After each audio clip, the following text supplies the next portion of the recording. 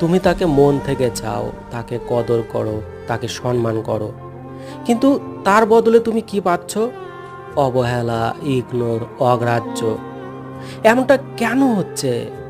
তুমি কি সত্যি এতটাই খারাপ যে সে তোমার কদর করতেই ভুলে যায়?